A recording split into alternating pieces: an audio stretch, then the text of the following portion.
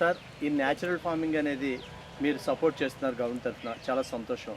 అయితే రైతులకు అందుబాటులో ఉన్న ఇన్ఫర్మేషన్ అనేది చాలా చోట్ల తక్కువ ఉంటుంది. ఇప్పుడు మీరు ఆఫీసర్ మీరు వచ్చారు వెళ్ళిపోయారు, తర్వాత రైతులకు ఏంటంటే వాళ్ళు చదువుకోలేదు, కొంతమందికి అయితే ఫోన్ నెంబర్ ఎక్కడుందో తెలుసు. ఇప్పుడు ఈరోజు ఇంత టెక్నాలజీలో కూడా ఫోన్ నెంబర్లు వెతుక్కునే పరిస్థితిలో ఉంది. రైతులకు అందుబాటులో ఈ టెక్నాలజీకి సంబంధించిన టెక్నీషియన్స్ అందుబాటులో ఉంటారా ఉండరా? ఉన్నారండి. ఎలా అంటే మనకి ప్రతి గ్రామంలో కూడా రైతు సేవా కేంద్రాలు అనేది ఉన్నాయండి. ఆ రైతు సేవా కేంద్రంలో అన్ని రకాలైనటువంటి సపోర్టింగ్ కూడా చేయటం జరుగుతుంది. ఒక్క వ్యవసాయమే కాకుండా వ్యవసాయానికి అనుబంధంగా ఉన్నటువంటి అన్నీ కూడా అక్కడ జరుగుతున్నాం. కాబట్టి ఇప్పుడు న్యాచురల్ ఫార్మింగ్ మీరు అన్నట్టుగా ఏదైతే క్వశ్చన్ అడిగారో దాంట్లో ఎక్కడైతే ఆ ప్లాట్లు వేస్తున్నాము, తర్వాత ఎంత విస్తీర్ణంలో వేయాలి, ఎంత విత్తనం కావాలి, ఇవన్నీ కూడా వాళ్ళ ద్వారా చేపిస్తున్నాం. కాబట్టి ఎక్కడ కూడా మనకి ఇబ్బంది లేదండి, అవేర్నెస్ జరుగుతుందండి. ఓకే సార్, ఈ విత్తనాలు నకిలీ విత్తనాలు బెడద రైతులను చాలా కృంగదీసేస్తుంది. తెలంగాణలో మనం వార్తలు చూస్తున్నాం. ఇక్కడ అటువంటి పరిస్థితి లేకుండా మీ అగ్రికల్చర్ డిపార్ట్మెంట్ ద్వారా ఏ విధంగా రైతులకి ఇవ్వబోతున్నారు? సార్, వెరీ గుడ్ క్వశ్చన్ ఇది. ఎందుకంటే చాలా మంచి క్వశ్చన్. చాలామంది రైతులకి ఉన్నటువంటి దీని మీద ఉన్నటువంటి ఒక అవగాహన కావాలి. కాబట్టి విత్తనం అనేది మనకి ఏదైనా సరే పంటకి చాలా ప్రాధాన్యత అండి. విత్తనంలో ఎటువంటి పొరపాటు జరిగితే తర్వాత దాన్ని కరెక్ట్ చేయడానికి ఆ సీజన్లో అవకాశం ఉండదు, దిగుబడిపోతుంది. అందుకే మేము ఏం చేస్తున్నామంటే ఇంటిగ్రేటెడ్ ల్యాబ్స్ అనేది మా దగ్గర ఉన్నాయి.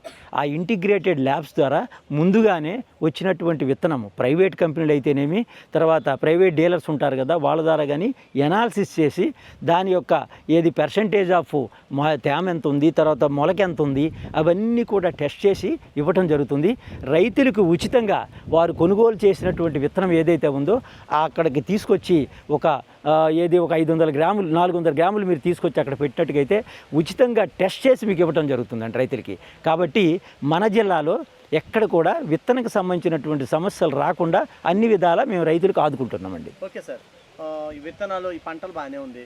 మరి ఈ యొక్క ఏదైతే పాల ఉత్పత్తులు దానికి సంబంధించి ఆవులు గేదెలు వీటికి సంబంధించి ఏ విధంగా వీళ్ళు రైతులకు ఏమన్నా సపోర్ట్ ఉందా మీ దగ్గర? తప్పకుండా అండి. ఎట్లా అంటే ఈ గ్రాసెస్ ఉంటాయి కదా మనకి, దానాకు సంబంధించినటువంటి పశుగ్రాసాలు అనేది, ఈ పశుగ్రాసాలు ఉత్పత్తి చేయడంలో కూడా ఈ న్యాచురల్ ఫార్మింగ్ కూడా ఇంపార్టెన్స్ ఇస్తున్నామండి.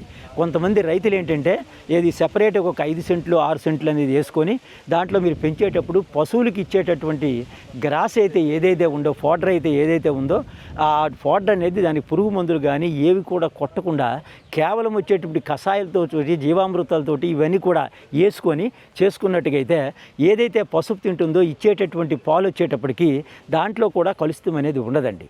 ఆ విధంగా మనం వ్యవసాయంలో కూడా పాడి పంట అనే విధంగా తీసుకొని పాడికి కూడా మనకు ప్రాధాన్యత ఇస్తూ చేయటం జరుగుతుంది. కాబట్టి ఇప్పుడు చూడండి, డైరీస్ చాలామంది తయారైనవి, ఎక్కువ డైరీస్. అంత క్రితము ఒక్కొక్క ఫార్మర్ దగ్గర ఒక గేదె కానీ ఆవు కానీ ఉండేవి. కానీ ఇప్పుడు వచ్చేటప్పటికి ఈ డైరీస్ తయారు అందుకు కూడా ఎక్కువ ఉన్నాయండి. కాబట్టి వాళ్ళకి కూడా ఇవ్వటం జరుగుతుంది. ఇది కూడా ఎడ్యుకేట్ చేస్తున్నామండి. ఎస్ సార్, ఇప్పుడు ఒకవేళ డైరీ పెట్టుకోవాలన్నా లేదా అంత అక్కర్లేదు, నాకు 2 ఎకరాలే ఉంది, ఒక 4-5 ఆవులు లేకపోతే గేదెలు కావాలనుకున్నాను అనుకోండి, వాళ్ళకి ఏ విధంగా మీరు సహాయం చేస్తారు? సరే, ఇది పశుసంవర్ధక శాఖ ద్వారా రకరకాలైనటువంటి వాళ్ళకి సబ్సిడీలు కూడా ఉన్నాయండి. ఆ సబ్సిడీల ద్వారా దీనికి కూడా ఎంకరేజ్ చేస్తూ ఇవ్వటం జరుగుతుంది. కాబట్టి సంబంధిత శాఖ యొక్క వెటర్నరీ డాక్టర్ని సంప్రదించినట్టుగైతే వారి డీటెయిల్స్ వివరాలన్నీ చెప్పడం జరుగుతుందండి. తప్పకుండా దీనిలో కూడా మనకి ప్రోత్సాహం అనేది ఉందండి.